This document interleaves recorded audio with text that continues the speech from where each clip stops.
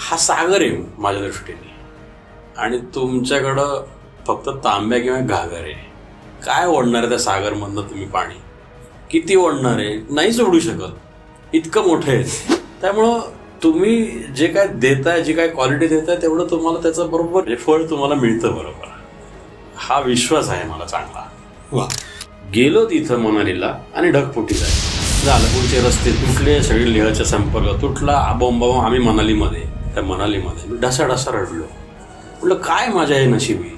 मी 3दा प्रयत्न केला लेहला येण्यासाठी, आणि काय असं होतंय. पुढं वर्षभर प्रॅक्टिस केली सायकलची. म्हणजे आता तर करायचंच, म्हणलं आता सोडायचंच नाही. 2011 साली परत गेला आम्ही 2 जण. पूर्ण success. Manali to Leh 450 kilometre मध्ये. तुला सांगतो कमीत कमी 13 का 14 मोठे मोठे घाट आहेत. हे काहीच नाही, कोकण घाट पण काहीच नाही, असे मोठे मोठे घाट ते सगळे केले. खारदुंगला जे हायेस्ट पॉइंट आहे 18,380 फूट, तो सुद्धा सायकलवर चढला. 18,380 फूट highest motorable road that time.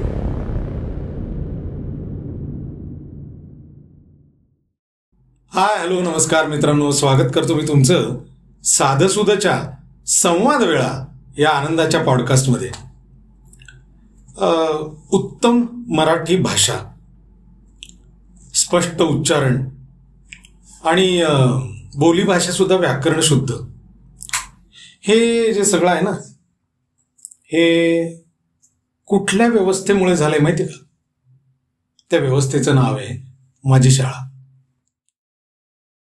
मला माझ्या शाळेने दिलेली ही देणगी आहे.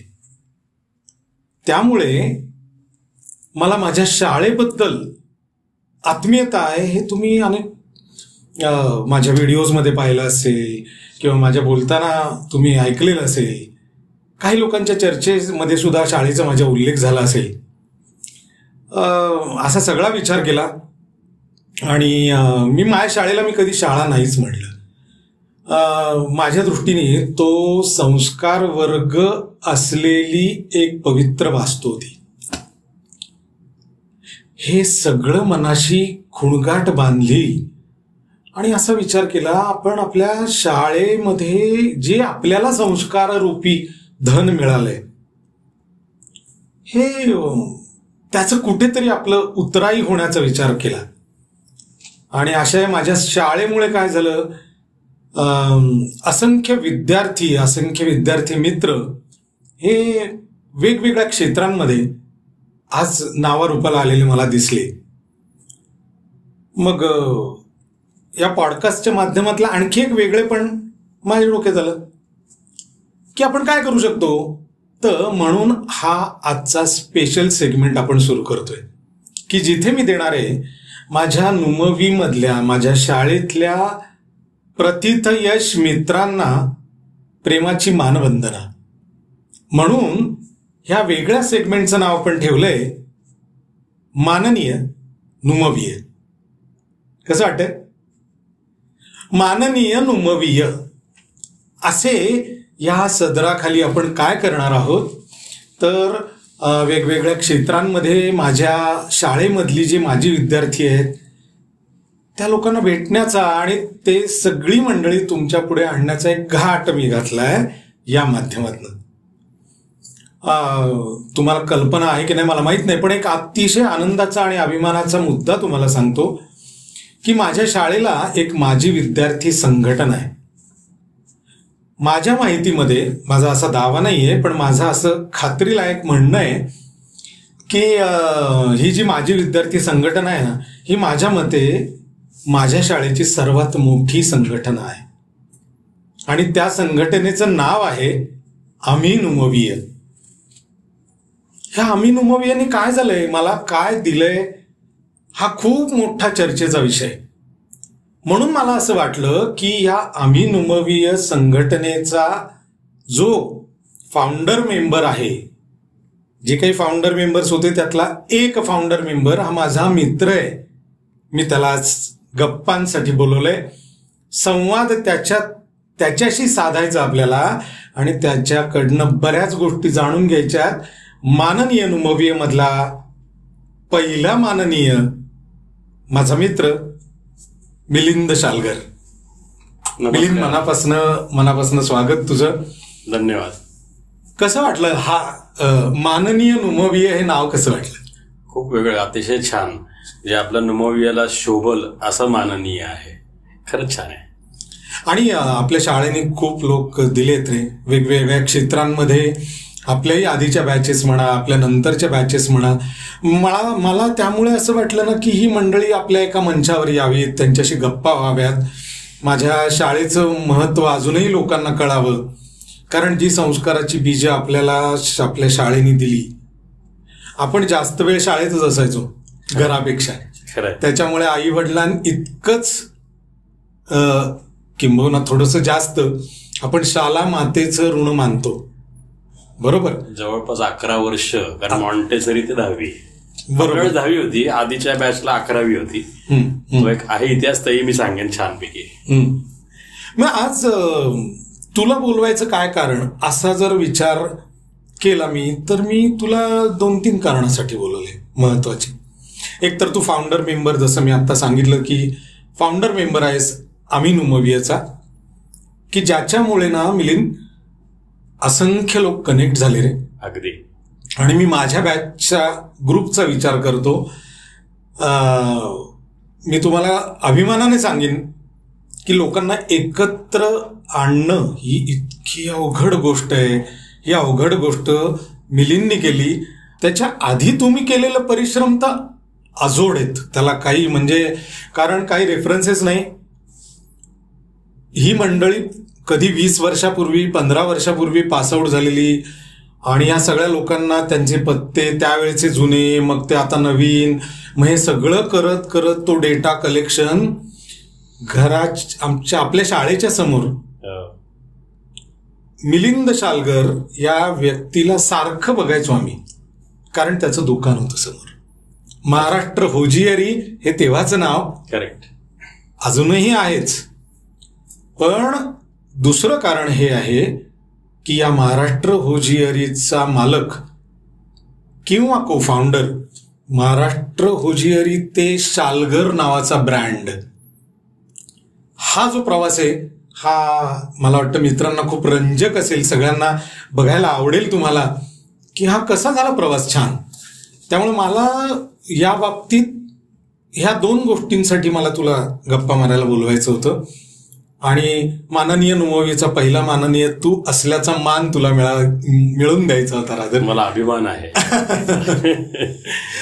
आपल्या शाळेचं एक ब्रीदवाक्य आहे, छात्र आम्ही नुमवीचे, घडवू राष्ट्र उद्याचे. हाती घ्याल ते तडीस न्या. शाळेतले दिवस खूप आठवतात ना. आणि त्यावेळेचे शिक्षक, असं होतं ते की ती एक निखळ मैत्री होती आपली. त्याच्यामध्ये कसलाही भेदभावच नव्हता. ना कोणाची जात माहिती होती, ना कोणाचं काय माहिती होतं. कोणाच्याही डब्यामध्ये कधी बसून कधी जेवलोय आणि वाटतं तिथं बागडलोय, नाचलोय, काय वाटतं त्या गोष्टी केलेल्या आहेत. कोण कोणाला तेव्हा काय कालीवर बघत होतं, काहीही बघत नव्हतं. इतकी फार छान परिस्थिती होती आणि ती अजूनही राहिलेली, अजूनही राहिली आहे. आजही आज आपण 400 विद्यार्थी एकत्र बाहेर पडलेलो आजही एकत्र आहेत आणि आजही अगदी सहज हाक मारले की सगळे एकत्र येतात. खरंच खरंच खरंच या शाळेने आपल्याला इतकं भरभरून दिलंय. खरं आज शाळेतले काही शिक्षक, आता आपल्या वेळेचे काही शिक्षकही आहेत, परचुरे सरांसारखे शिक्षक आहेत, फगरे सर आहेत, की ह्या लोकांना बघितलं ना की असं इतकं अजूनही असं वाटतं की पटकन जाऊन नमस्कार करावा. असे पाय पण मिलिंद कमी राहिलेत की ज्या पायांना हात लावून नमस्कार करावा. त्यामुळे आपली तर खूप तारांबळ झाली आहे की आता आपण एक खूप छान काळ पाहिला शाळांमधला. आणि तो मराठीचा काळ होता. मराठी माध्यमात बरं का, आम्ही सगळे मराठी माध्यमातले शिकलेले विद्यार्थी. त्यावेळेला मला वाटतं ए आणि बी डिव्हिजन ना, ए बी डिव्हिजन असू दे, इंग्लिश मिडियम, सेमी इंग्लिश होती, सेमी इंग्लिश. पण तुला सांगतो ते मराठीमधनं शिक्षण घेतलंय म्हणूनच, कारण मातृभाषेमध्ये शिक्षण घेणं हे ह्याच्यासारखं दुसरं हे नाही. कारण दुसऱ्याच्या भाषेमधनं शिक्षण घेणं आणि ते आत्मसात करणं, त्याच्यापेक्षा मातृभाषेत ज्यांनी शिक्षण घेतलं आणि भाषा इतर शिकल्या, आज इंग्रजी त्याच्यानंतर शिकून कुठे कुठं झेंडा लावलाय माहितीये का आपल्या लोकांनी. कुठल्या तुम्ही नाव घ्या, मी तुम्हाला कुठल्या क्षेत्र सांगतो. नासा असू दे इकडं, नाही तर ऑस्ट्रेलियाचा खंड असू दे, नाही तर आफ्रिका असू दे, नाही तर युरोप असू दे, तुम्ही म्हणाल त्या देशामध्ये आपले शाळेचे विद्यार्थी आहेत आणि चांगल्या पोस्टवर काम करतात. आता कसलं आली लँग्वेज आणि काय का मातृभाषेत शिक्षण झालं, त्यामुळं आकलन जे झालं ते अतिशय वरच्या लेवलचं आकलन झालं, की जे आज आपण मुलांमध्ये बघतोय की घरी आपण मराठी बोलतोय आणि शाळेत जाऊन त्यांना इंग्रजी कानावर पडतंय आणि त्यांचं तो असं मिक्सिंग होतंय काहीतरी. त्यामुळे भाषा व्यवस्थित मराठी पण बोलता येत नाहीये आणि भाषा इंग्लिश पण व्यवस्थित बोलता येत नाही, असं काहीतरी होतंय असं मला वाटतंय. कारण मी माझ्या मुलांबाबतीतही बघितलं आणि इतर जी काही मुलं आता नवीन पिढी समोर येते, मराठीचा गंध कमी कमी होत चाललाय. आता काय मराठीला तर खरं आता अभिजात भाषेचा दर्जा मिळालाय. पण खरंच शोकांतिका आहे. आणि आता हा जो तू मुद्दा मांडलास की मातृभाषेतच शिक्षण असावं, मराठीतच शिक्षण असावं, कारण मराठी मातीतले, मराठी मनाचे संस्कार जे आपल्यावर झाले शाळांमध्ये, आणि ते तशा दर्जाचे शिक्षकही होते, डेडिकेटेड, खूप डेडिकेटेड. म्हणजे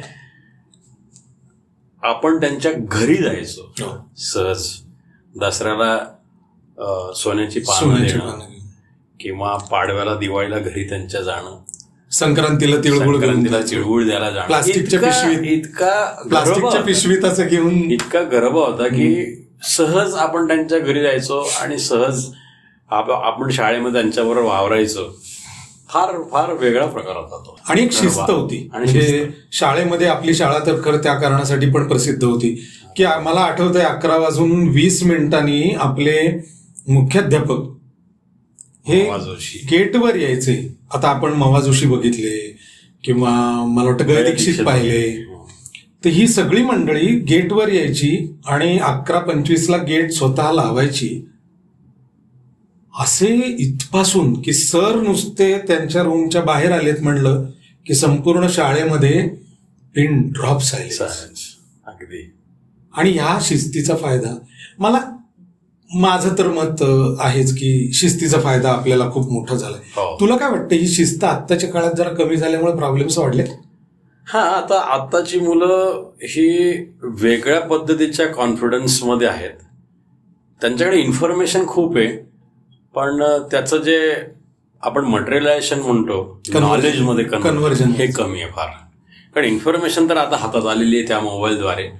कारण काही तुम्ही दाबलं की तुम्हाला पटकन सगळी माहिती मिळते. ते चॅट जीपीटीचा वापर चालू झालाय, गुगलचा वापर चालू झाला, इतकं ते सहज आले. त्यामुळे आपण काही सांगायचं म्हणलं की ते असे पटकन 2 बटणं दाबून सगळी माहिती काढून ठेवतात. पण त्यातली डेप्थ, जे मी म्हणतो इन्फॉर्मेशन टू नॉलेज, हे याचा अभाव दिसतो. आणि तो आपला तेव्हा मिळाला कारण आपला प्रॅक्टिकल नॉलेज खूप दिलं शाळेने. आपल्याकडे किती वर्ग असायचे वेगवेगळे. म्हणजे अपार्ट फ्रॉम पुस्तक, आपल्याला वही बनवायला शिकवणं किंवा वही बांधणी विभाग किंवा हस्तकलाचे वेगळे हे असायचे कार्यानुभव, किंवा इंजिनिअरिंगला जाणाऱ्या मुलांसाठी खास टेक्निकलचे वर्ग असायचे की जिथं स्कूटर अख्खी खोललेली असायची आणि त्याचं मेकॅनिझम सगळं समजून सांगायचे. आज कुठल्या शाळेमध्ये हे आहे? इतके छंद व्यवसाय वर्ग असायचे की तिथंच मुलं सगळी घडली, तयार व्हायची, खूप मुलं घडली त्याच्यामध्ये.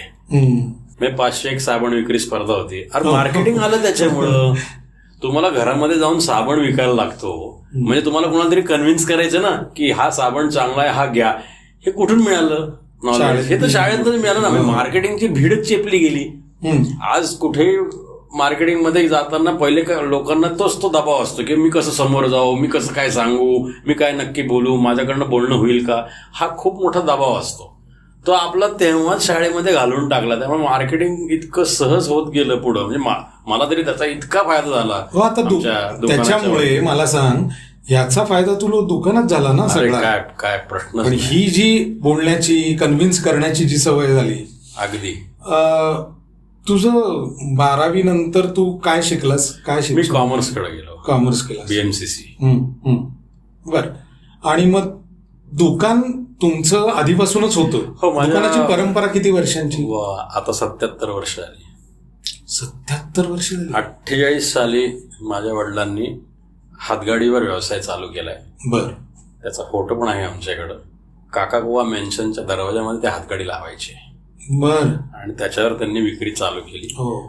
आणि पुढच्या 8-10 वर्षामध्ये मग त्यांनी दुकान घेतलं की जे आज शाळेसमोरचं जे दुकान आपण बघतोय ते 58 साली चालू झालंय. हो. आणि तिथून ती सगळी परंपरा चालू झाली. मग त्यांनी मग एकाचे 2, 2चे 3 अशी बरीच दुकानं त्यांनी वाढवली. शेवटी त्यांनी 3 दुकानं ठेवली, कारण बऱ्याच आमच्या नातेवाईक मंडळांना त्यांनी दुकानं चालू करून दिली की हे दुकान ते स्वतः पहिले चालू करायचे, वर्षभर ते चालवायचे आणि मग कुठल्या तरी व्यक्तीला द्यायचे की हे दुकान तू चालू कर, तुझं घर चालेल.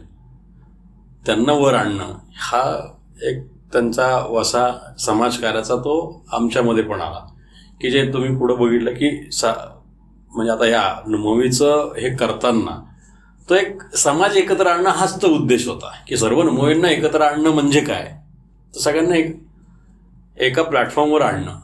तर तो त्यांच्या थॉट प्रोसेसमध्ये होता, तो आमच्यामध्ये आला आणि तो मी पुढं आपल्या मूवीच्या माध्यमामध्ये तो माझ्याकडनं वापरला गेला, असं झाला तो. सो नंतर ते गेल्यानंतर मग आम्ही 3 बंधू. तुम्ही 3 भाऊ? हो, माझे 2 मोठे भाऊ. ऑफकोर्स सगळी मूवी आहे आणि आपली बॅच स्पेशल आहे, शताब्दी बॅच. शताब्दी वर्ष 1883 आणि 1983. शताब्दी वर्ष. तरी बोर्डात कोणी नव्हतं, पण ती एक खंत होती बरं का. मला ती खंत होती की या 83च्या बॅचचा एकही विद्यार्थी बोर्डाला लागला नाही. पण तुला सांगतो, फाउंडर मेंबर झाल्यामुळं आज 83च्या बॅचला सगळ्यांचा दुवा म्हणून ओळखला जातं. म्हणजे 50चा बॅचचा विद्यार्थी असू दे आणि आत्ताचा 2022-24चा बाहेर पडलेला विद्यार्थी असू दे, त्याचा सेंटर 83चा बॅच आहे म्हणून सगळेजण ओळखतात की मिलिंद चालकर 83ची बॅच आम्ही मूवी आहे. ह्या व्यक्तींमुळं जे काय झालंय ते, त्यामुळे मला ते डोक्यामध्ये होतं की 83च्या बॅचचा कुठंतरी डंका वाजलाच पाहिजे. तो ह्या निमित्ताने झाला कारण 83 हे ओळखलं जातं. आता मिलिंद चालकर म्हणजे सगळ्यांना म्हणतात 83ची बॅच, सगळ्यांच्या तोंडात आली ना 83ची बॅच. जी बोर्डावर नव्हती ती तोंडात आली, अजून काय पाहिजे. तू व्यावसायिक हेतूमुळे तर लोकांना एकत्र नाही आणलेले? नाही, तसा उद्देश अजिबात नव्हता. हे सहज कसं घडून गेलं की बाय प्रॉडक्ट आहे तो भाग निराळा. पण नाही, एक शाळेच्या समोर दुकान असल्यामुळे ना सारखी नजर शाळेवर येता असायची. आपल्या शाळेचं वैशिष्ट्य अजून एक असं होतं की जुन्या बॅचेस आहेत ना त्या जमायच्या आणि त्याचा बाहेर बोर्ड लागायचा. आज काय 62च्या बॅचचं गेट टुगेदर आहे, आज काय 58च्या बॅचचं आहे, असं ते लागायचं. तर मला त्याचं कुतूहल वाटायचं की अरे हे लोक कसे काय एकत्र जमतात. म्हणून एक दिवशी मी सहज डोकावलं आणि त्यांची ती मजा बघितल्यानंतर मला एकदम जाणून की अरे आपली बॅच आपण एकत्र आणावी, असं ते मला ती थॉट प्रोसेस चालू झाली. आणि तो सेंट्रल प्लेस असल्यामुळे कसं की माझ्या दुकानात बरेच आपले मित्रमंडळी येत जा करायचे. आणि तेव्हा काही मोबाईलचा जमाना नव्हता. मी काय करायचो, आलं की त्यांची नावं लिहून ठेवायचो आणि त्यांचे ते लँडलाईन नंबर ते लिहून ठेवायचं.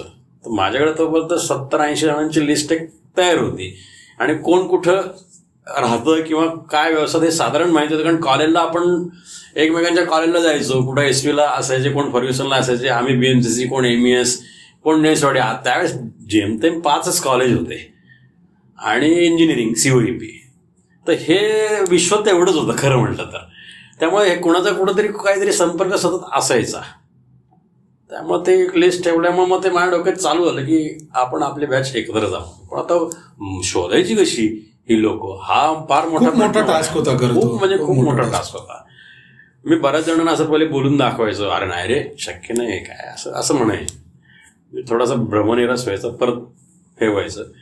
एक दिवशी मलाच निरोप आला की आम्ही असं जमतोय, तर तू ये. आणि मी तिथं गेलो. आपल्या एक 8-10 मंडळी होती. तर म्हणलं अरे माझ्याकडं 4 जणांची नाव आहे, हा म्हणलं माझ्याकडे 5 जणांची नाव, तो म्हणतो माझ्याकडे 8, म्हणलं माझ्याकडे 70 जणांची नाव. ते सगळेजण माझ्याकडे आवाक बघायला लागले. अरे म्हणलं एवढी नाव आहे तर और काय चाहिए.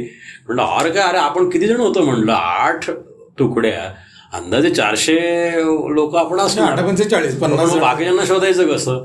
म्हणजे एक काम करतो, शाळेत जातो आणि ते मस्टरच आणतो उचलून, म्हणजे ते लिहून आणतो विचारून अर्थातच विचारून. म्हणजे गुड आयडिया आहे, चांगलं आहे म्हणले. मग ते एक दिवशी शाळेत बसून ती सगळी नावं लिहिली. म्हणजे पत्ते घेण्यात काय अर्थ नाहीये. पण 20 वर्ष झाली होती रे जवळपास. ही 2002 सालची गोष्ट, म्हणजे 19 वर्ष झाली होती. पत्ते घेण्यात काय अर्थ नाही म्हणले. सगळ्यांनी पत्ते बदलले असणार, कोण कुठं राहायला गेलेले, कोण कुठं राहायला गेलेले, नावं तर आणि डिव्हिजन वाईज नावं आणली सगळी उचलून आणि मग झाली सुरुवात. मग ए डिव्हिजन ह्याला द्या, बी डिव्हिजन त्याला द्या, सी डिव्हिजन त्याला द्या आणि आपापल्या शोधायला सुरुवात करा. मग आम्ही रोज संध्याकाळी आपला शोधेन त्याच्या ऑफिसमध्ये बसायचो आणि डिरेक्टरी घ्यायचो आणि ते वडिलांच्या नावावरनं ते नंबर शोधायचा आणि फोन लावायचा. डिरेक्टरी होती आणि फोन लावायचा. तुमच्या मुलाचं नाव हे का? कधी हो आन्सर मिळायचं आणि कधी नाही मिळायचं. आता हो मिळालं की हो, मग त्याला सांगा मी असं असं बोलतोय आणि असेल तर फोन द्या. मग त्याशी बोलायचं, बोल रे काय.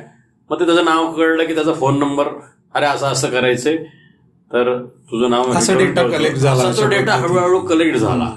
आणि तुला सांगतो जवळपास 350 लोक जमवली गेली.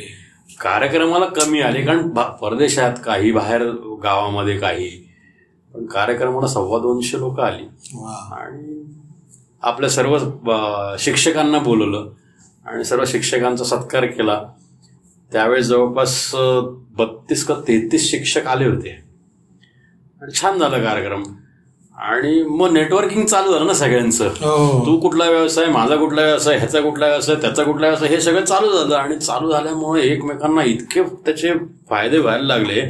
आणि मला 2-4 महिन्यात हे लक्ष झालं की अरे एक बॅच जमल्यानंतर एकमेकांना एवढा फायदा. कारण कोण कॉर्पोरेशनमध्ये, कोण कन्स्ट्रक्शनमध्ये, कोण फॅब्रिकेशनमध्ये, कोण इंजिनियर, कोण काय, सगळ्यांना एकमेकांचा उपयोग होतेच ना. जेव्हा एकाच बॅचचे विद्यार्थी एकमेकांना बोलतायत ते अरे तुरे लेवलला कामं चालू झाली. त्यामुळे पैसा राहायला बाजूला, तुझं काम आहे ना, करतोच, चल करून टाक. तिथं कोणी प्रॉफिट बघितलं नाही, काही नाही, कामं अशी सहज व्हायला लागली. एक बॅच जर अशी करायला लागली तर बाकीच्या बॅच जर जमल्या तर काय होईल, ते चालू झालं माझ्या डोक्यामध्ये. मग आता सेम परत ते समोर कुठली तरी बॅच जमायची, मी तिथं जायचो, त्यांना बोलायचो, मी 83च्या बॅचचे विद्यार्थी, आमची बॅच जमली, आपण सगळे एकत्र रमू. काही जण हो म्हणायचे, काही जण नाही म्हणायचे. त्यात अक्षरशः 7-8 महिने गेले. हे ऐकून 8-10 जण तयार झाले. ते म्हणले आयडिया चांगली आहे, आपण हे करू, हरकत नाही करायला. बरेच जण म्हणणारे धनुष्यबाण हे शक्य नाही बरं का, आणि नमोवीचे विद्यार्थी आहेत, हे अस्सल पुणेकर आहेत, हे असे सहजासहजी येणार नाही. तुमचा उद्देश काय बोलवण्याचा? म्हणलं काही नाही, माझे विद्यार्थी एकत्र येणं हाच उद्देश आहे, बाकी काही नाही. असं नसतं म्हणे, उद्देश असतो काहीतरी. म्हणलं काही आमचा उद्देश नाहीये, माझे विद्यार्थी संघटना असली पाहिजे आणि त्यानिमित्ताने एकमेकांना उपयोग होणं हा त्याच्या मागचा उद्देश आहे, बाकी काही नाही. बघा हरकत नाही. पण असं करत करत करत मी जवळजवळ 20 बॅचच्या विद्यार्थ्यांना कॉन्टॅक्ट केला. तयार झाली काही लोक आणि मी एक मीटिंग भरली. रामनवमीचा दिवस होता 2003. मला ती तारीख आठवत नाही, काढायला लागेल 2003ची ती तारीख. आणि त्या दिवशी सगळे जमले आणि मग कल्पना उचलून धरायची सगळ्यांनी, हरकत नाही या वर्षी मेळावा करायचा. आपल्या बॅचचे आपला डॉक्टर शेखर कुलकर्णी, मी, पराग वगैरे असे आम्ही सगळे त्याच्यामध्ये भाग झाला. हा आपला वामन परांजपे, त्यांनी पण, कारण शनिवार सदाशिव आणि नारायण सगळेजण आणि शुक्रवार आणि बुधवार 5 पेठांमधली सगळी लोक, म्हणजे कुठली का बॅच असं ना, त्यामुळे सगळेजण माझा काका आहे, माझा भाऊ आहे, माझा धाकटा काका आहे, माझा धाकटा भाऊ, सगळी नावं एकमेकांना लागली आणि ते बातम्या जायला लागल्या. आणि मग दिवस ठरवला आणि न भूत न भविष्य 1600 विद्यार्थी 28 डिसेंबर 2003 जमले. न्यायाधीश चंद्रचूड आले, आपल्या शाळेचे सर न्यायाधीश पहिले चंद्रचूड येणार म्हटल्यानंतर, बातमी जशी पेपरला आली की सर न्यायाधीश या कार्यक्रमाला येणार म्हटल्यानंतर अक्षरशः सगळी नमोई उभी राहिली. अख्ख्या आपल्या शाळेमध्ये उभं राहायला जागा नव्हती, एवढी लोक जमली. इतका सुंदर कार्यक्रम झाला आणि तेव्हा सगळ्यांच्या लक्षात आलं की अरे, तिथून ती खरी सुरुवात झाली. आणि मग आम्ही नमोवीय काय आहे हे पुणेकरांना दाखवून दिलं की आम्ही नमोवी काय. कारण त्याच्यानंतर बऱ्याचशा समाजसेवाचे कार्यक्रम आम्ही त्याच्या मागं काही ठरवलं की हे जमणं म्हणजे याच्या मागं समाजसेवा, माजी विद्यार्थ्यांची सेवा आणि आजी विद्यार्थ्यांची सेवा. आजी विद्यार्थ्यांची सेवा म्हणजे शाळेची सेवा, की शाळेला जर काय लागलं तर आम्ही माजी विद्यार्थी आहोत. हे 3 उद्देश ठेवले मग समाजासाठी सिंहगड स्वच्छता मोहीम तेव्हा केली. मग फुटपाथ वरनं चाला असे प्रयोग केले, किंवा काही करा, मतदान करा.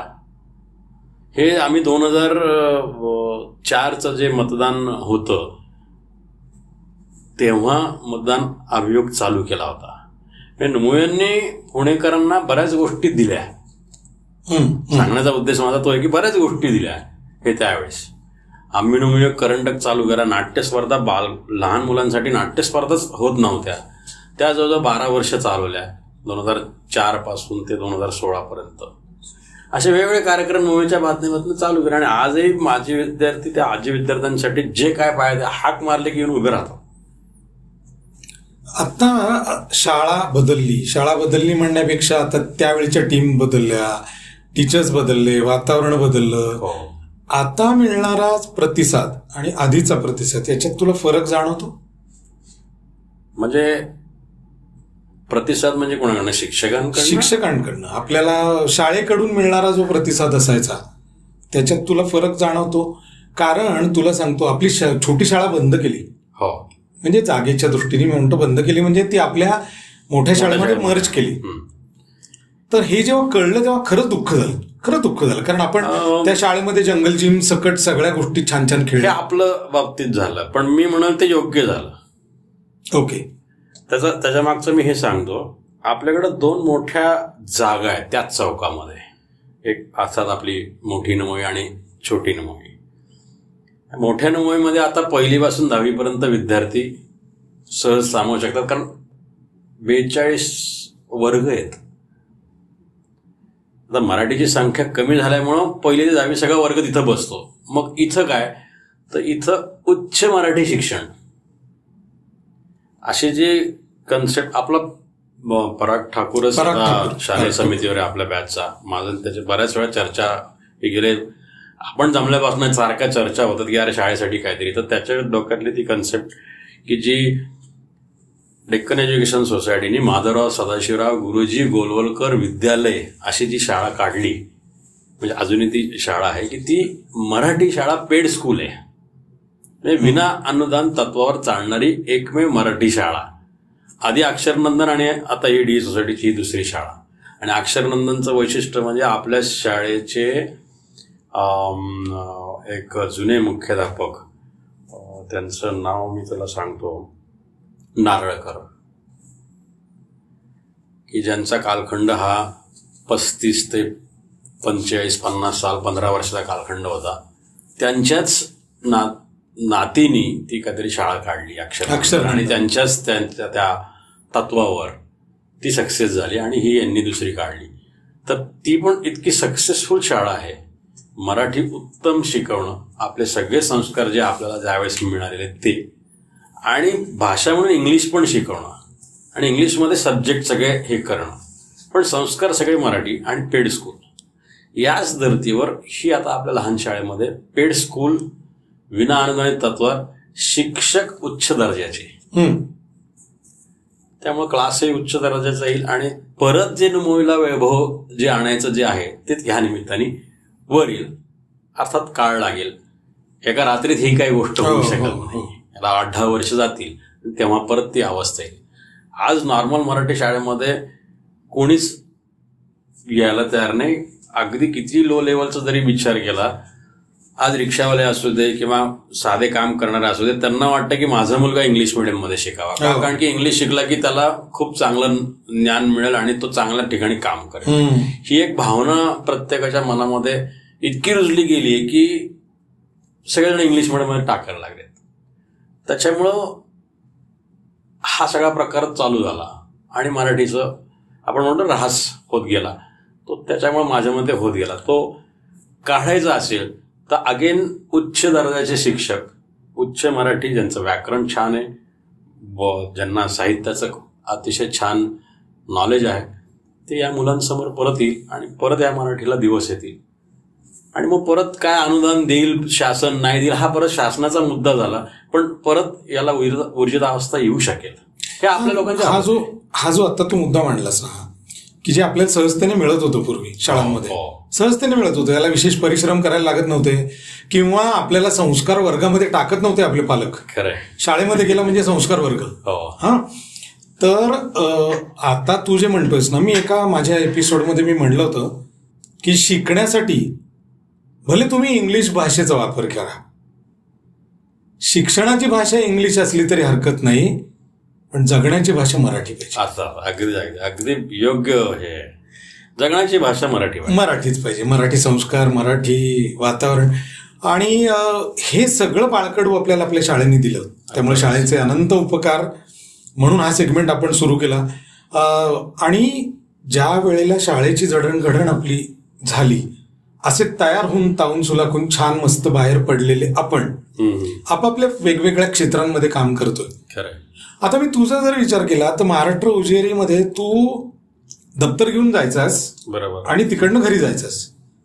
पण आता तू दुकानात ज्या वेळेला एक व्यावसायिक म्हणून बसायला लागलास, तेव्हा तो निर्णय तुझा होता का घरात आहे म्हणून करावंसं करायची वेळ आली? आम्हाला काय झालं, आमच्या वडिलांनी शाळेत आम्ही असल्यापासूनच दुकानात पहिले यायचं, अर्धा तास बसायचं, मग शाळेत जायचं, किंवा शाळा सुटल्यावर दुकानात यायचं, बसायचं आणि मग घरी यायचं, बघायचं काय काय चाललेलं आहे. नाही, फक्त दुकानात येऊन बसायचं. काय होतं, तुम्ही बसलं की आपोआप तुमची नजर चालायला लागते. त्यामुळे तेव्हाच ते बाळकडू आम्हाला मिळालं की दुकान म्हणजे काय. प्रॅक्टिकल येत आहेत, काहीतरी मागतायत, त्यांना सर्व्हिस दिली जाते, त्यांना वस्तू दिल्या जात आहेत, त्यांच्याशी दोन गोष्टी बोलल्या जात आहेत. वडिलांचं मार्केटिंग किंवा त्यांची बोलण्याची पद्धत ती कानावर पडायला लागली. पण त्यांनी अजून एक सवय लावली. आपल्या शाळेत सहली असायच्या त्यावेळेस, कुठं कुठं सहली जायच्या. तर आम्ही म्हणायचो, दादा, मी वडिलांना म्हणायचो, दादा आम्हाला सहली जायचं. हो, जावं की जरूर. सहलीचे पैसे तू भरायचे. तर ते काय करायचे, तो जो काही सीझन असायचा जवळपासचा, त्या सीझनच्या वस्तू आम्हाला होलसेलमधनं आणून द्यायचे. हे घ्या, दरवाजात बसा आणि विका. विकल्यानंतर जो प्रॉफिट मिळेल त्या पैशातनं तुम्ही सहलीला जायचं, मला पैसे परत द्यायचे. तर तुला सांगतो संजय, म्हणजे आम्ही तिघाही बंधूंनी काय काय विकावं दुकानाच्या दरवाजामध्ये. फटाके, रंगपंचमीला रंग आणि फुगे, पतंगीच्या सीझनमध्ये पतंगी मांजा, गणपती, जानवं, गणपतीच्या सीझनमध्ये जानवं बाहेर विक, ते काय ते कापूर लागतो किंवा साहित्य ते विक, रुमाल विक. हे मला आठवतं 40-40 पैशाला रुमाल विकायचा आम्ही दरवाजात बसून. तर हे काय व्हायला लागलं की तेव्हाच आम्हाला तो बाळकडू त्यांनी दिला.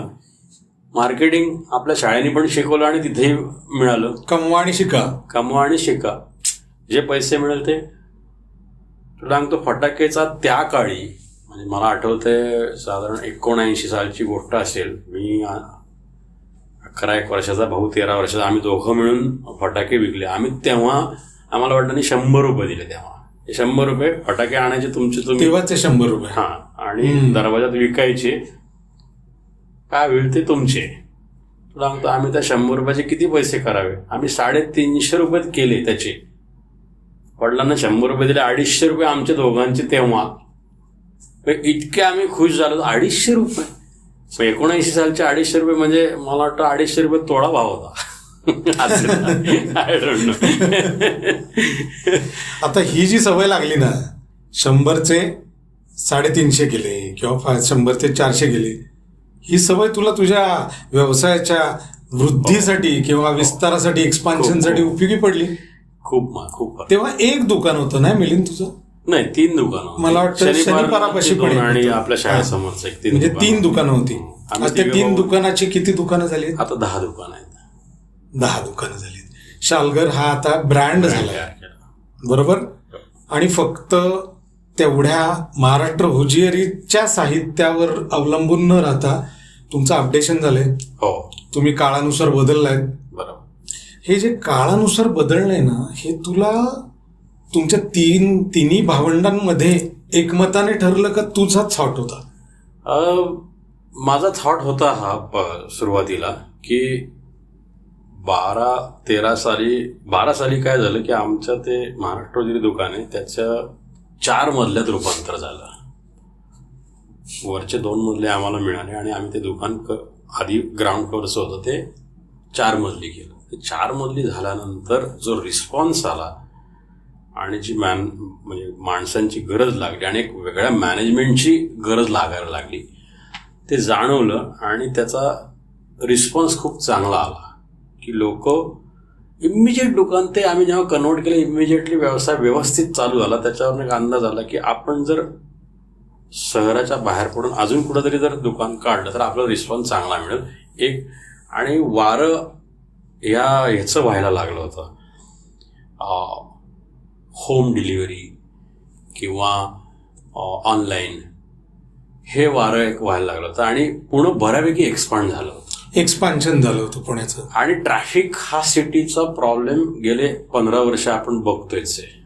रादर मी आता उलट म्हणलं, आता सिटीचा ट्रॅफिकचा प्रॉब्लेम कमी झाला, पण तो जो काळ होता ना भयानक ट्रॅफिक होतं कारण सगळे सेंट्रिक यायचे.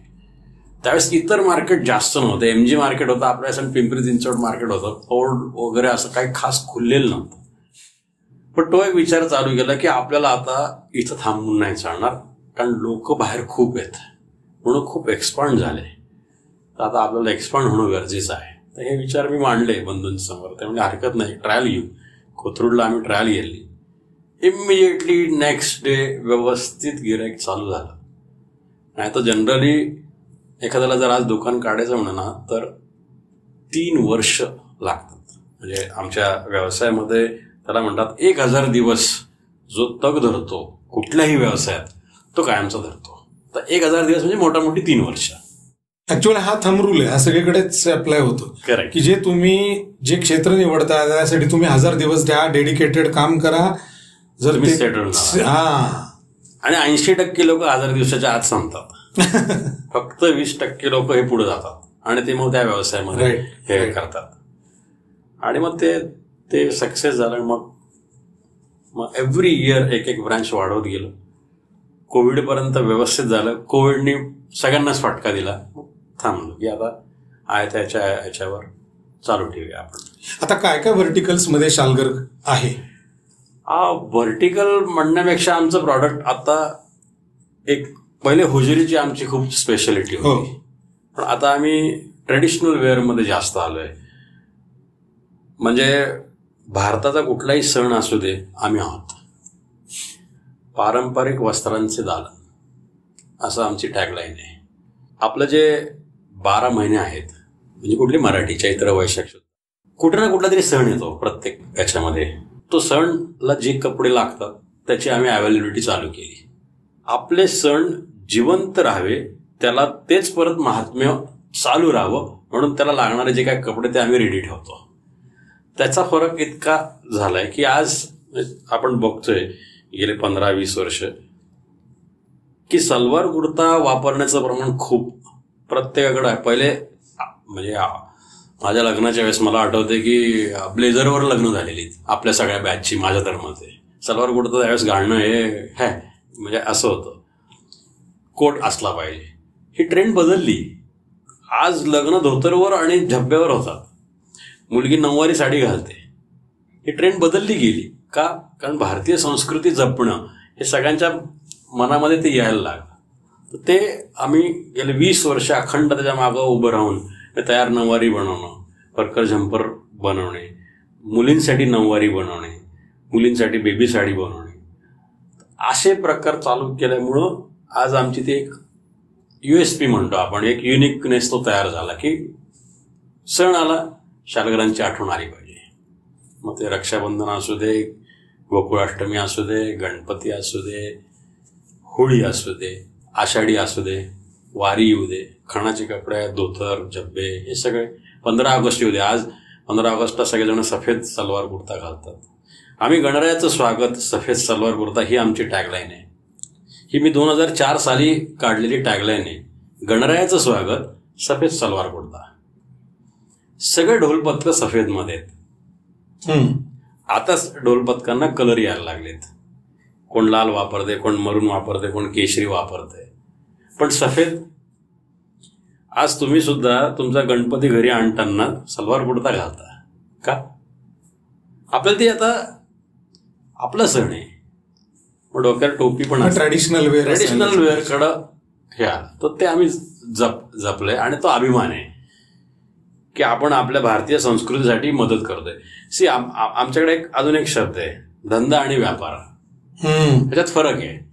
धंदा सगळेच करतात, व्यापार सगळे नाही करत. हे कळणं फार महत्वाचं असतं. व्यापार म्हणजे काय आणि धंदा म्हणजे काय फरक आहे. कित्येक जणांना हा माहितीच नसतो. व्यापार म्हणजे काय, मोठ्या प्रमाणात केला तर व्यापार, छोट्या प्रमाणात केला धंदा नाही. धंदा आणि व्यापार याच्यामध्ये खूप फरक आहे. व्यापारचा अर्थ असा असतो की तुम्ही जी काही वस्तू तयार करताना ती समोरच्या समाजाला उपयोगी पडली पाहिजे. मग त्याच्या मागं त्याचा क्वालिटी चेक करणं, आणि जर ती वस्तू खराब असेल तर विकायची नाही, ती फेकून द्यायची. पण देताना वस्तू चांगलीच द्यायची. हे जे आम्हाला वडिलांनी सांगितलेल्या गोष्टीपैकी ही महत्वाची गोष्ट होती. खराब वस्तू अजिबात विकायची नाही. भले त्याच्यामध्ये तुम्हाला कोणीतरी प्रलोभन देईल की अरे डबल पैसे देतो, नाही, ती वस्तू खराब आहे ना, नाही विकायची. चांगलीच वस्तू पुढच्याला गेली पाहिजे, त्याचा उपयोग त्याला झाला पाहिजे. या संदर्भात मला एकदा आठवतं, मी एकदा वाचलं होतं, ऐकलं होतं कुठेतरी, की व्यवसाय आणि व्यवहार असे दोन शब्द आहेत, की व्यवहार ह्या शब्दातच मुळात हार आहे. हा, पण व्यवसाय मध्ये साय आहे, जिथे आत्मीयता आहे, प्रेम आहे, जिव्हाळा आहे. तर शालगरांनी व्यवसाय केलाय. व्यवहार हा त्याच्या ठिकाणी असतो सुद्धा, पण व्यवसाय केलाय म्हणून तर इतक्या मोठ्या अनेक लोकांना बघ, एक्सपान्शन होणं, एक ब्रांचच्या 10 ब्रांचेस होणं हे रूढार्थाने विचारात घेण्यासारखं पण असतं. पण एक ब्रँड होणं, एक खात्रीलायक ब्रँड होणं, ट्रस्टवर्दी ब्रँड होणं. काही ब्रँड आहेत आपले, काही गोष्टींची नावं घेतली की काही गोष्टी पटकन ब्रँड म्हणून आठवतात. बरोबर. म्हणजे अगदी अटळ अशी गोष्ट आहे की बाकरवडी म्हणलं की चितळे आले. जरी आपले ते स्पॉन्सर नसले तरी म्हणतोय की असे ठळक काही गोष्टी आहेत की आता ज्या वेळेला ट्रॅडिशनल वेअर येईल त्यावेळेला शालगरांचं नाव येईल. पायजमा बंडी, दणकट पायजमा. तर हे सगळं जमवताना बघ, आता तू होजियरीकडनं तुम्ही वेगवेगळ्या ठिकाणी वेगवेगळ्या टेक्स्टाईल्समध्ये गेलात, पण ऑलरेडी जे एस्टॅब्लिश्ड लोक होते त्यांची भीती नाही वाटली तुम्हाला? नाही, तुला त्याचा एक तुला किस्सा सांगतो. म्हणजे आमचे वडील काय म्हणायचे की आजूबाजूला दुकान असली पाहिजे, मार्केट असलं पाहिजे, तुम्ही एकट्याने असले पाहिजे, अजून 2 जणांना उभे करा, इकडे 2 तिकडे 2. त्याच्यामुळे मला हे कधीच नाही जाणवलं की अरे हा कोण आला शेजारी, आता कसं होईल माझं. नाही, अरे वा बरं झालं हा आला. म्हणजे थिंकिंग लेवल ही बरं झालं हा एक शेजारी आला का, तर ह्याचं आणि माझं दुकान बघून लोक ह्या एरियात येतील आणि खरेदी करतील. अजून 3रा आला, अजून 4था आला, मार्केट तयार झालंय. सगळ्यांनाच त्याचा फायदा होईल, मलाही फायदा होईल. मी एकटा खाईल हे असं कधी होऊच शकत नाही ना. नाही, पण मला the point which I wanted to ask is की तू असा विचार केला नाहीस का की जे इस्टॅब्लिश्ड आहेत लोक, मी त्यांच्या मार्केटमध्ये मला स्टँड व्हायचंय, तर त्यासाठी मला ऍडिशनल बऱ्याच गोष्टी कराव्या लागणार. मग या सगळ्या गोष्टीचा विचार करून तुम्ही उतरलात त्याच्यात? अर्थातच मी म्हटलं तसं की द्यायची जर वस्तू चांगली द्यायची, no quality compromise. Quality compromise अजिबात करायचं नाही. भले तुम्हाला वेळ लागेल विकायला, पण एकदा विकला की तर माणूस तुमच्याकडे बरोबर परत येणार. हा एक विश्वास पहिलेपासूनचा होता, आहे अजूनही, की द्यायचं चांगलं द्या. मग बरोबर ते हे होत गेलं. मग आपण भले मोठ्या कोणाला तरी टक्कर देतोय, ती टक्कर मी असं कधी बघितलंच नाही की त्याला आपण टक्कर, तो त्याच्या जागी आहे, मी माझ्या जागी आहे. हा सागर आहे माझ्या दृष्टीने, आणि तुमच्याकडं फक्त तांब्या किंवा घागर आहे. काय ओढणार आहे त्या सागरमधनं तुम्ही पाणी? किती ओढणार आहे? नाही सोडू शकत, इतकं मोठं आहे ते. त्यामुळं तुम्ही जे काय देताय, जी काय क्वालिटी देताय, तेवढं तुम्हाला त्याचं बरोबर फळ तुम्हाला मिळतं बरोबर. हा विश्वास आहे मला चांगला. वा. आता हे एक्सपान्शन होत असताना बघ, घरातल्या लोकांचा खूप मोठा सपोर्ट. हो, अर्थातच. काय म्हणजे बंधू माझे तुझे तिन्ही भाऊ, म्हणजे तुम्ही 3 जण मला वाटतं, अगदी 3ही भाऊ, आणि तुझी लाईफ पार्टनर अर्थातच मधुरा शालकर, तिची साथ तुला किती मोलाची वाटते रे? खूपच. तिने खूप कॉन्फिडन्स बूस्ट केला आहे माझा, अगदीच नाही, काही प्रश्नच नाही. कारण ती खूप पॉझिटिव्ह माइंडेड आहे.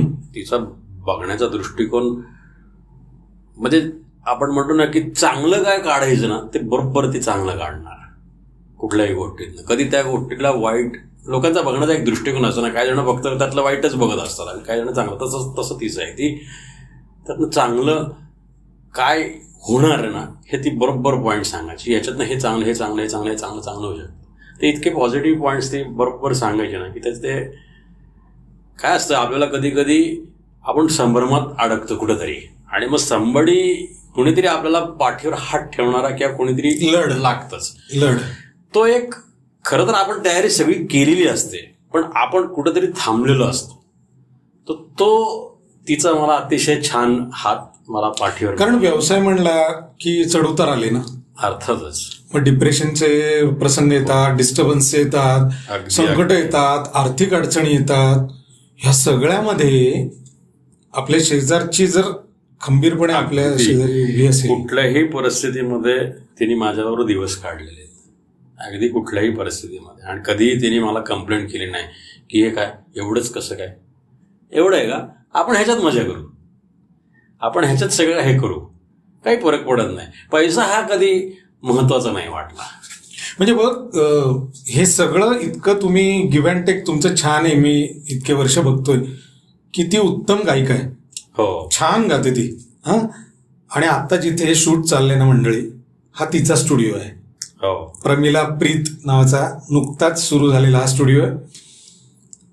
म्हणजे ही तिची आवड जोपासायला तुझा सपोर्ट असल्याशिवाय होणार नाही. म्हणजे हा म्युच्युअल सपोर्टचा विषय आहे, रिलेशनशिप याशिवाय. आता असं आहे की आम्ही दोन नाही, आम्ही एकच आहे असं म्हटलं तरी चालेल. काय होतं, पहिलेपासनं हा दृष्टिकोन कधी नव्हताच की ती वेगळी आणि मी वेगळा. जेव्हा लग्न झालं, काय मे बी आपल्या आईवडिलांचे संस्कार असतील किंवा मे बी आपल्याला सगळे चांगले संस्कार मिळाले, तो असेल की आता तुमचं लग्न आल्यामुळे तुम्ही एक झाला आहात.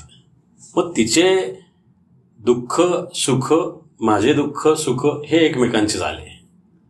मग माझे प्लस पॉईंट काय आणि तिचे प्लस पॉईंट काय किंवा तिच्यामध्ये काय मायनस पॉईंट हे काय बघत बसण्यापेक्षा दोघांचे मिळून प्लस पॉईंट किती व्यवस्थित आपण बरोबर घेऊन जाऊ आणि बरोबर नेऊ. उगाच ते काढत बसायचं, तू अशी जण तू तशी जण, तिने मला म्हणायचं तू असं जण तसा, ह्याला अंतच नसतं आणि याला काही अर्थच नाहीये. भांडणं होतात खरे तुमची? मतभेद हे कुठं नसतात. भांडणं पण व्हायला पाहिजे. हो, पण होतात भांडणं होतात, शिवाय वाढतच नाही.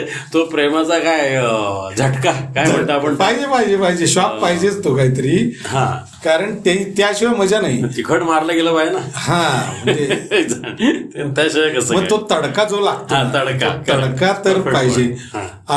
आताच्या काळामध्ये रिलेशनशिप्स हे लास्ट लॉंगिंग नसल्याची कारण तुला काय वाटतं? अति इंडिपेंडन्स, अति इंडिव्हिज्युअलपणा. म्हणजे मी माझा आहे, मी कमवतो आणि माझा मी स्वतःचा विचार हा खूप प्रमाणात वाढलाय. एक पर्टिक्युलर शब्द सारखा वापरला जातो, स्पेस. मी माझी स्पेस, तुझी स्पेस. हा, मी माझी स्पेस, तू तुझी स्पेस. त्याचं कारण पण असं आहे की एक तर लग्नाचं वय पुढे जायला लागलंय. आपल्या काळी मे बी मुलाचं वय 25-26 आणि मुलीचं वय 21-22. आपल्या काळात म्हणजे 95 सालाच्या आसपासची लग्न मे बी होत असेल. आता काय होतंय, मुलगा 30-32 आणि मुलगी 25 ते 28 ह्याच्यामध्ये. त्यात काय व्हायला लागलं की ह्या मुलांना असं वाटायला लागलं की जोपर्यंत मी कमवत नाही तोपर्यंत मी लग्न नाही करणार. एक, मला माझं व्यक्ती स्वातंत्र्य पाहिजे, मला माझ्या याच्यामध्ये कोणाची लुडबुड नको आहे, माझे काही विचार आहेत आणि त्या विचारानेच मी चालणार. सेम थिंग मुली पण त्याच विचार करायला लागल्यात की मी कमवती असली पाहिजे, मला कोणावर डिपेंड नाही राहायचं, मी कोणासमोर हात नाही पसरणार. मे बी आई वडिलांनी हे शिक्षण दिलं नाही असावं ना. मी काय म्हणतो, इकॉनॉमिक इंडिपेंडन्स काळाची गरज आहे, सगळं मान्य आहे, पण त्याचं रूपांतर भलतीकडे व्हायला लागलं. त्याचा अतिरेक झाला. त्याचा अतिरेक असं झालं की मुलगी जे एवढं कमवतीये त्याच्यापेक्षा जास्त मुलांनी कमवलेलं पाहिजे, असलं पाहिजे. आणि अपेक्षा तसे खूप डिबेटेबल पॉइंट्स आहेत. म्हणजे तो फार वेगळाच विषय आहे. खूप डिबेटेबल पॉइंट्स आहेत. पण माझ्या मते ना, आपली रिलेशन्स जी आता आपल्या पिढीची राहिली चांगली, आपल्या बायका समृद्ध अगदी समर्थपणे आपल्या शेजारी उभ्या राहिल्या, त्याला कारण हा म्युच्युअल रिस्पेक्ट आणि म्युच्युअल ट्रस्ट असा असावा की एकमेकांवर दृढ विश्वास, भले चुकू दे ना, हा आपलाच आहे, किंवा ती चुकली तर चुकू दे, चुकल्याशिवाय एकमेकांना समजून घेणं पण होत नाही. बरोबर. ह्या गोष्टी आपल्याला घरामध्ये सुद्धा होत्या. आता ह्या सगळ्या गोष्टीची खूप गरज आहे. म्हणजे असं मी मुद्दाम आता मधुराचा विषय काढायचं कारण एकच आहे की तू ह्या सगळ्या गोष्टीत अशा स्तरावर जेव्हा आला, तुझा व्यवसाय एका पातळीवर आणला, पण नुसताच फक्त व्यवसाय करत राहिला नाहीस. तू तुझ्या आवडीनिवडी, तुझे छंद ह्या गोष्टी सुद्धा तितक्याच प्रमाणात जोपासल्यात, वाढवल्यात आणि त्याचं काय काय केलंय. मंडळी, हे तुम्ही फक्त ऐका. आता ह्याच्या पुढे जे काही तो सांगेल ना, हे छंद राहिले नाही, ते पुढे काय गेलेत ते ऐका. सायकलिंग बद्दल मी पहिल्यांदा तुम्हाला विचारतो, सर तुम्ही सायकलिंग करायला सुरुवात कधी केलीत? 2010 साली पहिले सायकलिंग करायचं. ऑफकोर्स मधुरामुळेच आणि माझ्या मुलामुळं. कारण तेव्हा मुलगा 10वीला आला, त्याच्याकडे ऑलरेडी सायकल होती, पण म्हणलं मला एक इम्पोर्टेड सायकल घ्यायची. म्हणलं अरे आता 1 वर्षासाठी कशाला सायकल घेतोस, पुढच्या वर्षी तू कॉलेजला जाणार, तुला गाडी लागणार. नाही म्हणलं इम्पोर्टेड सायकल आहे, मला ती पाहिजे. म्हणलं काही गरज नाही आहे, ती सायकल वापरा, वर्ष काढा. तर त्यांनी आईला पटवलं, आईला घेऊन गेला म्हणजे मधुराला त्या दुकानामध्ये जिथे इम्पोर्टेड सायकल मिळतात. नुकतंच एक आपल्या पुण्यामध्ये दुकान चालू झालं होतं. तिला ते आवडलं, तिने ते बघितलं. ती म्हणजे मला बघावं एकदा. म्हणलं काय बघून करू, कारण नसताना म्हणलं ती तेव्हा काहीतरी 15,000 ते 25,000 त्याच्या किमती होत्या. अजून त्याच्यात 5-10 हजार रुपये टाकले तर ऍक्टिव्हा गाडी, त्यावेळेस ऍक्टिव्हाची किंमत 32 का 35,000 रुपये होती. अगं 10,000 टाकलं तर 2 व्हीलर येईल त्याच्यामध्ये. हा पुढच्या वर्षी सायकल नाही वापरणार. नाही तुम्ही बघा सायकल नाही करून त्यांनी एक सायकल घ्यायला लावली. माझी इच्छा नव्हती, म्हणलं ठीक आहे आता घेतली. म्हणजे बघा चालून, आणि मी चालवली. बघतो तर खरंच सॉफ्ट आहे सायकल. चायला म्हणलं मला ते आपले जुने दिवस आठवले, कारण आपण शाळेत सायकलीवरच यायचो. काय झालं मारत आणि मी त्यावेळेस तर म्हणजे अख्खं पुणे फिरायचो सायकलवर, कारण त्यावेळेस फार शांतता असायची. 80 सालचा जमाना तो, त्यामुळे कुठेही सहज आपण फिरायचो. ते मला अक्षरशः ते जुने दिवस आठवले. आणि मग आम्ही त्या सायकलिंगमध्ये शिरलो हळूहळू. आणि तिथं जिथनं सायकल घेतली, लाईफ सायकल म्हणून टिळक दुकान आहे, तिथं त्यांनी बोर्ड लावला होता की सायकलवर लेह, मनाली टू लेह असं बोर्ड होता. तर माझी फार इच्छा होती लेहला जायची. मी 2003 सालापासून लेहचा विचार करत होतो, कारण मी मनालीला गेलो होतो. आणि मनालीला रोहतांग पासला गेल्यानंतर ते आमच्या टॅक्सी ड्रायव्हर सांगितले की ह्याच्या पुढे नाही जात आहेत. मी त्याला म्हणलं का, तर म्हणलं नाही, इसके आगे लडाख एरिया चालू होता है, उधर जाने के लिए परमिशन चाहिए. म्हणलं क्यों, नाही वो एरिया अलग है. मला ते कुतूहल वाटलं म्हणून मी त्यावेळेस मासिकच चालली आणि ते बघितलं त्यांचे चित्र. अरे म्हणजे लेह हा फार भारी प्रकार आहे, आपण जायचं एकदा तरी असं. ते तेव्हा मी सहज डोक्यात ठेवलं होतं.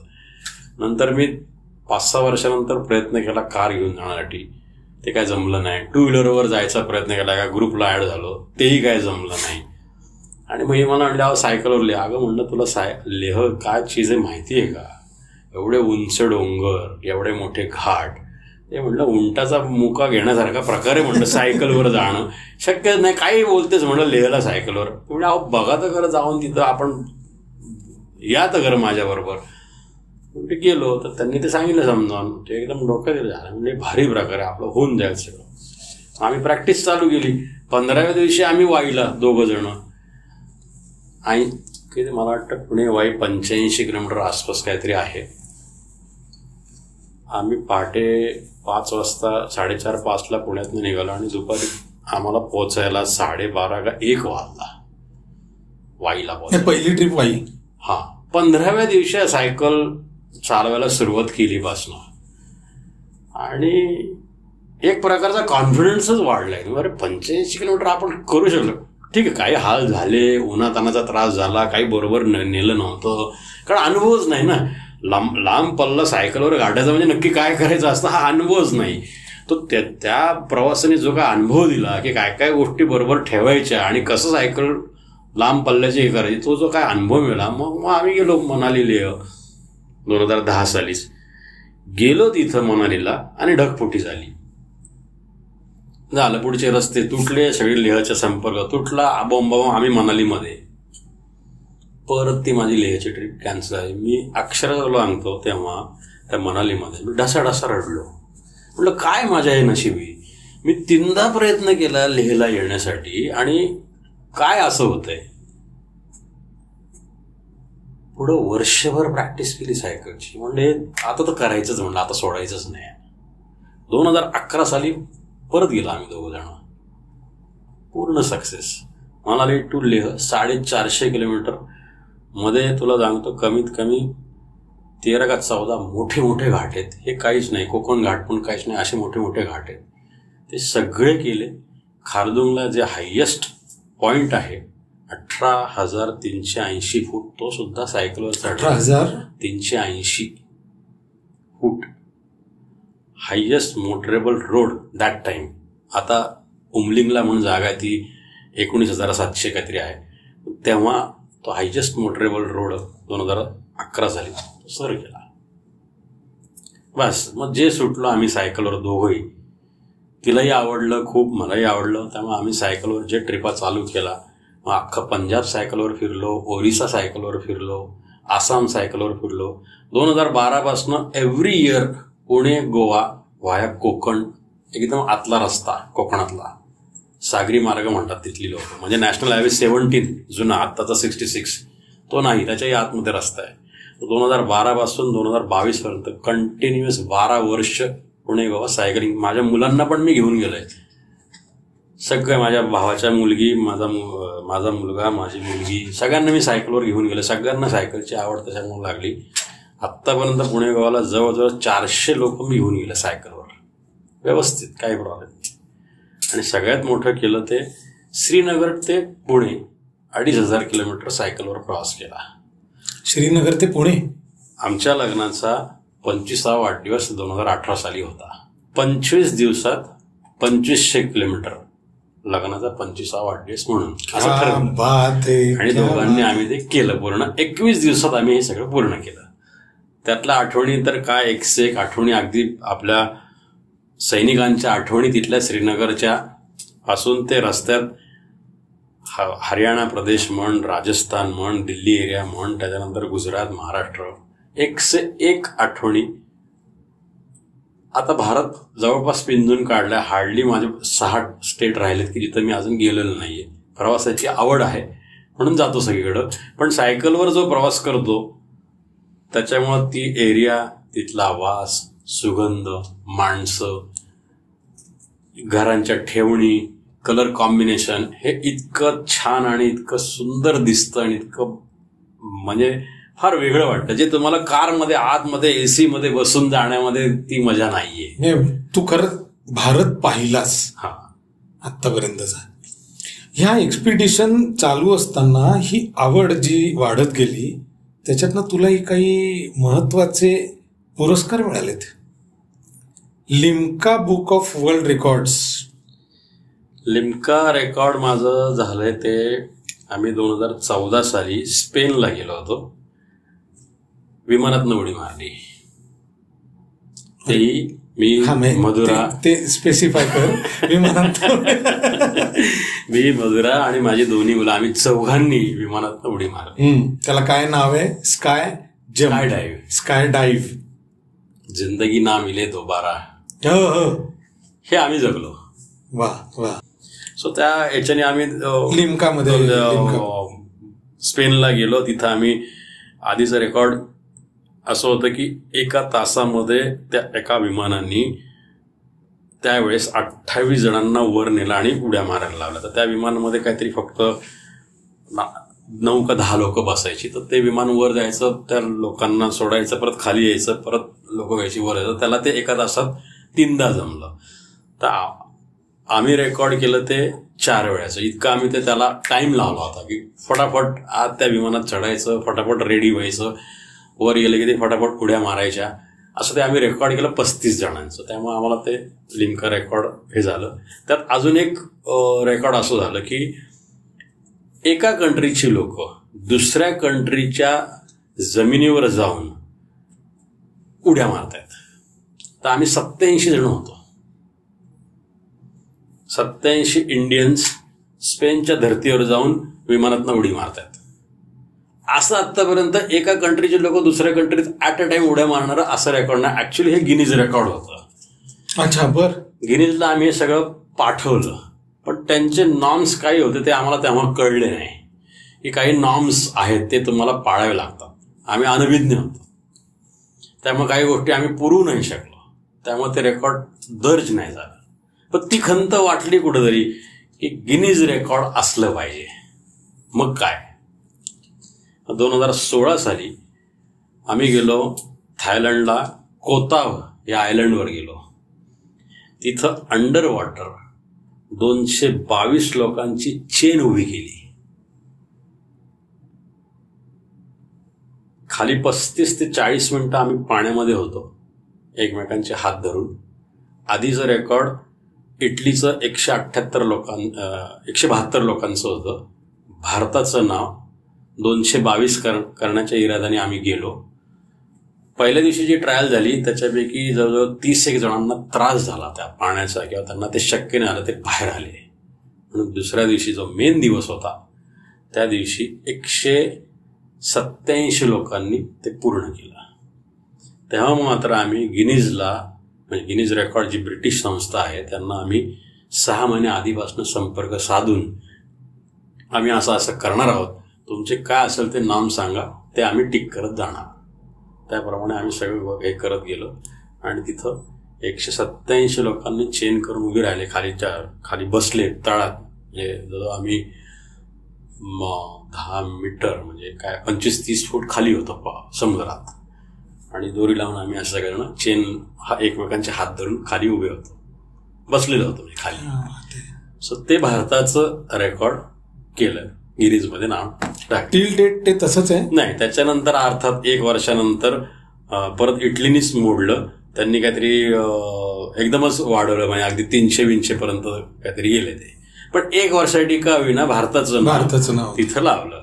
म्हणजे देशासाठी काहीतरी केल्याचं समाधान पण त्यावेळेस आलं. स्वतःचं, माझं कुटुंब अर्थात 2 मुलं आणि आम्ही आम्ही 4 होतो त्याच्यामध्ये, गिनीज मध्ये नाव लावलं. वा वा वा वा. 2016 सालची गोष्ट. म्हणजे उड्या पण मारल्या, पाण्यात पण पाण्याच्या खाली जाऊन बसलं, आणि जमिनीवर सायकलवरनं पण फिरतात. येस. कसं वाटतं रे असं अशा पद्धतीने जगताना? काय मेसेज काय देऊ पाहतोयस तू यातनं? मगाशी म्हटलं तसं की प्रत्येक क्षण हा क्षण जगा. कुठल्या तरी अशा गोष्टीमध्ये अडकत बसू नका की माझ्याकडे हे नाही, माझ्याकडे ते नाही. उणीवांचा विचार करत बसू नका. जे आहे ना त्याच्यामध्ये तुम्हाला कसं त्याला फुलवता येईल ना ह्याचाच विचार करा. जेव्हा पैसे नव्हते तर टपरीवर चहा आणि वडापाव खाण्याची पण मजा घेतलेली आहे, आणि अजूनही ती मजा घेतोच. टपरीवर जाऊन कॉफी पिणं आणि तो गरम गरम वडापाव खाणं, ते सुख आहे. ते सुख अजूनही वाटतं. 5 स्टार मध्येच खायला पाहिजे असं कोणी सांगितलं? इथं मजा येतेच ना. किंवा सिंहगडावर जाऊन तिथं भजी खाणं. मिलिंदराव विषय नका काढू, काय होते तिथं जाऊन भजी खाणं, ती मजा आहे ना एक. ती थोडीच तुम्हाला 5 स्टार मध्ये मिळणार आहे, हे नाही मिळणार आहे. तसे क्षण हे करा ना, काय फरक पडतो? ह्या सगळ्या रेकॉर्ड्स नंतर तुझा व्यवसाय सुद्धा तू तितक्याच नेटानं त्यावेळेला सांभाळत होतास आणि आजही सांभाळतोस. आता जे आंत्रप्रेन्योर वगैरे काय काय शब्द वापरले जातात, बरोबर, आणि त्याचे वेगवेगळे असे कोर्सेस घेतले जातात. मी खरंच सांगेन सगळ्यांना की ह्या अशा मित्रांचा सहवास जर लाभला किंवा असे मित्र जर तुमच्या नजरेसमोर आले, हा अनेक उद्देशांमधला एक उद्देश असा आहे की याच्यातनं आपल्यालाही काही बऱ्याच गोष्टी मिळू शकणार आहेत. अर्थात हा रिसिव्ह करणारा माणूस जसा असेल, रिसेप्टर कसा आहे त्याच्यावर ट्रान्समीटरचं महत्व कळतं, बरोबर. तर तो फायदा तुम्हाला घेता येईल की इतकं वेगळ्या पद्धतीचं जीवन, छान सुंदर साधं सुधं जीवन पण वेगळ्या पद्धतीने जगण्याची जी कला माझ्या मित्राकडे आहे, या कारणामुळे तू माननीय ठरतो. मित्र असलास तरी तू माननीयच ठरतोस. म्हणून आज जो आनंद या गोष्टीचा होता मला, की मला माननीय नुमोवियामध्ये मिलिंदलाच पहिल्यांदा घ्यायचं होतं. हट्ट होता याला, कारण अनेक लोकांचं हे मत होतं की मिल्यामुळे आपण एकत्र आलोय. भले माध्यम काही का असे ना, पण हे सगळं एकत्र आणण्याचं श्रेय मी तरी नक्की तुला देईन. आज 23 किती वर्ष झाले? 23 वर्ष, 2003 पासून ते आजपर्यंत 22 वर्ष ऑलमोस्ट. तर यात सेक्रेटरी आहे, ते संपूर्ण ट्रस्ट सांभाळतो माझ्या विद्यार्थ्यांचा. अमीन मोही असं आतापर्यंत 4 मेळावे झाले. इतक्या लोकांशी संपर्क झालाय आणि इतक्या विविध क्षेत्रामध्ये आपली लोक आहेत ना शाळेची, की तुम्ही फक्त नाव सांगा. म्हणजे आता हे मिलिटरीमध्ये, एअरफोर्स असू दे, मिलिटरी बेस असू दे, नेव्ही असू दे, सगळ्याच क्षेत्रांमध्ये आहेच आहे. अगदी PMO म्हणजे इंदिरा गांधींचे सेक्रेटरी सुद्धा आपले नुमोवी होते, BG देशमुख, सरन्यायाधीश आपले चंद्रचूड, आमदार, खासदार, कॉर्पोरेटर, म्हणजे राजकारण क्षेत्र आलंच. ऍक्टर्समध्ये पण लोक आली, अगदी मोहन आगाशांनी, ज्यांनी अगदी जेम्स बॉन्ड बरोबर काम केलेलं आहे, ते सुद्धा नुमोवी आहेत. त्यांनी तर हॉलिवूडच्या बऱ्याच जणांबरोबर काम केलं, अगदी बच्चन असू दे, नाहीतर शर्मिला टागोर असू दे, आणि पुढचे तर बरेच आहेत. असे सुद्धा आपल्याकडं आहेत. नाट्य क्षेत्रात कितीतरी लोक आहेत, इंजिनियर्स कितीतरी आहेत, नासामध्ये कितीतरी लोक आहेत, इस्रोमध्ये कितीतरी लोक आहेत, चांद्र अभियानावर काम करणारे नुमोवी आहेत. अहो, राम मंदिर बांधण्यामध्ये नुमोवी आहे. आत्ताचं राम मंदिर स्ट्रक्चरल इंजिनियर हा नुमोवी आहे.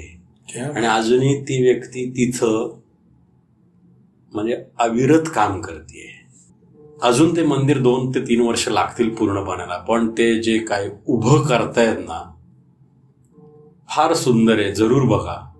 या सगळ्या जागा, मी प्रयागराजला पण परवा जाऊन आलो, याला आपल्या महाकुंभ मेळ्याला. ते पण मी मुद्दाम ही भारतीय संस्कृती आपली जी आहे, की काय आहे, का लोक अट्रॅक्शननी तिथं आलेली आहेत, अशा ठिकाणी जातात. हाच धागा पकडून मी एक तुला महत्वाचा मुद्दा सांगतो. नुकताच आता 10वी 12वीचे रिझल्ट लागले. मी फारसं काय असं रेग्युलर व्हॉट्सअप बघतो असं नाही, म्हणजे आगाऊपणा म्हणून नाही सांगत, पण खरंच मी रात्री बघतो एखाद्या वेळेला. तर मला एक विशेष गोष्ट जाणवली, ती मला मुद्दाम मेन्शन करायची. मी तुझ्याशी बोललो नाही हा विषय. 10वी 12वीचे रिझल्ट लागले आणि चर्चा सुरू होते आपल्या ग्रुपवर.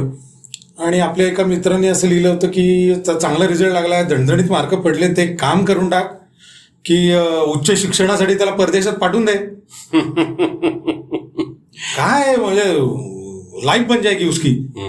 तर तू त्याच्यावर जे लिहिलेस त्याच्यातनं मला तुझं आपल्या देशावरचं, आपल्या मातीवरचं प्रेम दिसलं. आणि आय रिअली अप्रिशिएट, कारण मी त्याच विचाराचं आहे की तू त्याच्यात जे लिहिलं होतंस की परदेशात पाठवण्याची काही गरजच नाहीये.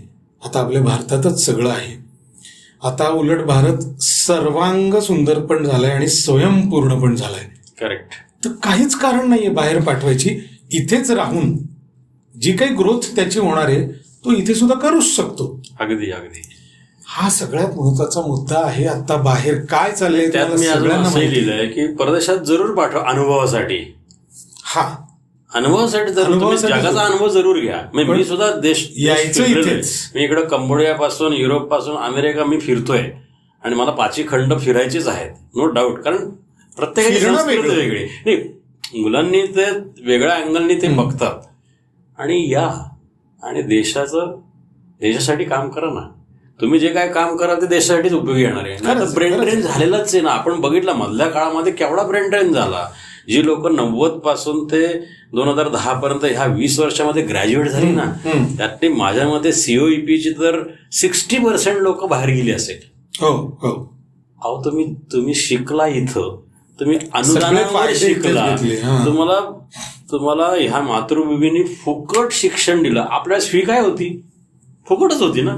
5 रुपये 6 रुपये 7 रुपये फी देऊन आपण 10वी पर्यंत मोजून 1000 रुपये पण खर्च नाही केले. हेच मुद्दे जे आहेत ना, हे खरं उपयोगी पडणारे मुलांना, की शेवटी गड्या आपला गावच बरा, तसं आपलं गड्या आपला देशच बरा असं म्हणण्याची वेळ फार दूर नाही राहिलेली. ते सुरूच झालंय. आज इस्रो नासाला टक्कर देणार पुढच्या 10 वर्षामध्ये. बघा, नासाच्या ऐवजी इस्रो तुम्हाला ऐकू येईल. इतके वर्ष नासा आपण ऐकतोय. कोण नासामध्ये स्वतः किती भारतीय आहेत, त्यांना इथं सोय नव्हती. Yes, agree. पण आता सोय झालेली आहे. आता इस्रो सारखी एक संस्था मोठी उभी राहिलेली. काळ लागला त्याला, मान्य आहे, काही धोरणं असतात, त्याच्यामुळे तिथं वेळ लागला असेल. पण आज ती तयार झाली. आज चांद्र अभियानासारखी गोष्ट आपण करून दाखवली आहे. तर आता त्याच्यात भर घाला ना. उद्या मंगळ अभियान किंवा अजून काय तुम्हाला करायचं असेल ते करा ना. तुमचं डोकं तिथं लावा ना. कारण तुम्ही घेतलंय शिक्षण, का नाही? राष्ट्र आलंच पाहिजे जगास. कसा वाटला माझा अनुभवी मित्र? म्हणून हा माननीय आहे. तेवढ्यासाठीच मित्रांनो, माझा उद्देश साधा सोपा सरळ आहे, की या माध्यमातनं माझ्या शाळेतले मित्रमंडळी तुमच्या पुढे यावीत, कळावं ही संस्कारांची बीजं काय परिणाम करतात ते. आणि हे सगळ्याचा परिपाक म्हणजे एक समृद्ध माणूस बनवणं. हे माझ्या शाळेने जे केले, प्रत्येकाच्या शाळेला तितकंच महत्व त्या व्यक्तीच्या लेखी असतं. अजूनही मी आवाहन करतो माझे अनुभवी काही मित्र की ज्यांना या उपक्रमात सहभागी व्हायचंय, गप्पा मारायला यायचंय, त्यांनी जरूर यावं. मिलिंद आहेच, मिलिंद मला यातनं गाईड करणारच आहे, कारण तो फाउंडर आहे या सगळ्या गोष्टींचा, विचारांचा एकत्र आणण्याच्या दृष्टीने. मनापासून आभार नाही मानत तुझे, पण खूप आनंद झाला या गप्पांचा. बरं वाटलं. आणि तुला कसं वाटलं सांग की अशा पद्धतीने तुझ्या अगदी मोकळ्या गप्पा झाल्या. जे चॅनल आपलं साधं सुधय म्हणून आपल्या गप्पा साधं सुद्धा असावं, त्याला काही भंपकपणा नसावा, या मताचा मी आहे. नाही तर मग मी भंपकपणा दाखवत असतं की. धन्यवाद मित्रा. मी तरी धन्यवाद नक्कीच देतो तुला. Thank you so much.